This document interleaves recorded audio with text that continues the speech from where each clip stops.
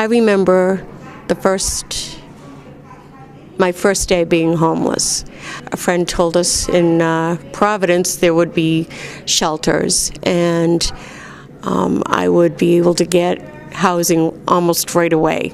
We thought we were going to be going right into an apartment. Well, we hopped this bus with about 100 other people that were going to be going to this shelter. We arrived. Mind you, I had never been homeless before, and I was so scared. I didn't know if I was going to see John in the morning because we were separated. So we waited in line for almost an hour before we could go into the shelter.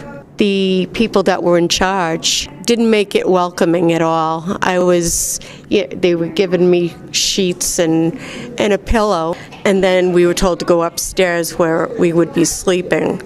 I didn't sleep that night at all. I was so scared. I was so scared to close my eyes and go to sleep. And plus I was so worked up because I didn't know what the plan was, if I was going to be able to get myself out of homelessness. What were we going to do tomorrow? Are we going to be able to get fed? Because at this point we hadn't been fed at all. I put my bed together, and I remember this one girl coming over to me, and her name was Wendy. She told me, she was a young girl, she told me, Miss, everything will be all right. And I'll never forget that, because Wendy passed away this past September. She hung herself in Grace Cemetery, where we do outreach. I'll never forget it. It was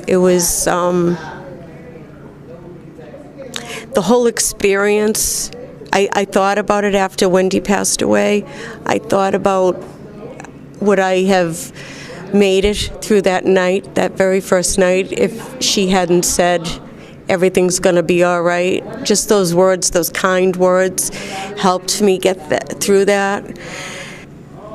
Because being homeless is not only the most horrible thing, it's frightening, because you don't know if you're ever going to get out of it. Some people are able to get out of it quick and get into some kind of apartment or housing or go live with their family. I didn't have that. It was that not knowing if you're going to have a place to put your head at night. That's what I remember, how frightened I was.